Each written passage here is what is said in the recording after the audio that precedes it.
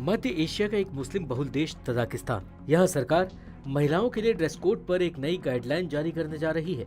लेकिन अगर आपको लग रहा है कि ये किसी नए प्रतिबंध की शुरुआत है, तो ऐसा बिल्कुल नहीं है, बल्कि ये कदम कट्टरपंथी इस्लामी प्रभाव से बचाने के लिए उठाया गया है। तजाकिस्तान की सरकार चाहती है कि महिलाएं अपनी पारंपरिक ताजिक पोशाक पहने, न कि बाहरी प्रभावों से आई इस्लामिक ड्रेस जैसे हिजाब और बुर्का।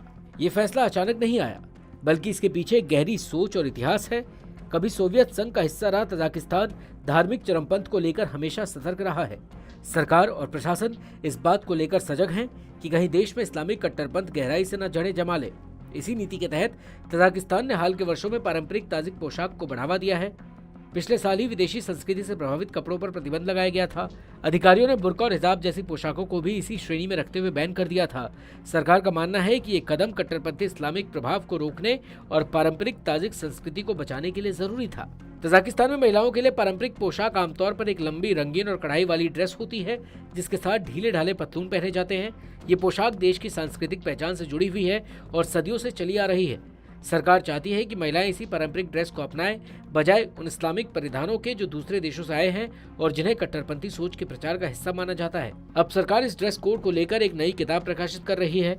संस्कृति मंत्रालय के अधिकारी खुर्शीद निजोमी के मुताबिक ये किताब महिलाओं और लड़कियों को उम्र के हिसाब से क्या पहनना चाहिए, इस पर सिफारिशें देंगी।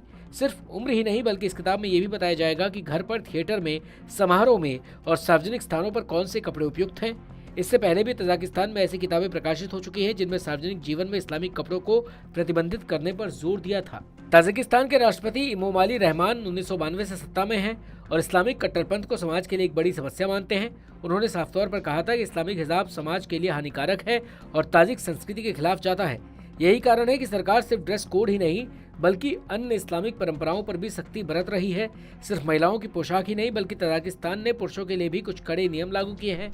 सरकार ने धार्मिक चरमपंथ पर लगाम लगाने के लिए लंबी दाढ़ी रखने पर भी प्रतिबंध लगा दिया है। अधिकारियों का मानना है कि कट्टरपंथी इस्लामिक समूहों से प्रभावित लोग जानबूझकर इस तरह की पहचान बनाते हैं, जिससे समाज में कट्टरता फैल सकती है। तजाकिस्तान पिछले कुछ समय से इस्लामी चरमपंथ पर कड़ा रुख अपनाए हुए है। पिछले साल मॉस्को के पास एक कॉन्सर्ट हॉल में हुए नरसंहार में ताजिकिस्तान के 4 नागरिकों पर आरोप लगा था। इतना ही नहीं, 2015 में जब इस्लामिक स्टेट अपने चरम पर था, तब ताजिकिस्तान से बड़ी संख्या में लोग IS में शामिल हुए थे।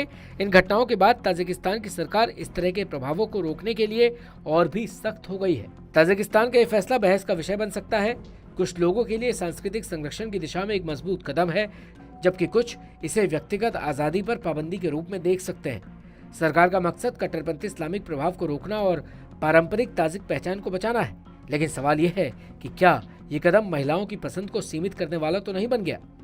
जो भी हो, तजाकिस्तान ने ये साफ कर दिया है कि वो अपनी सांस्कृतिक पहचान को बनाए रखने के लिए किसी भी हद तक जा सकता है।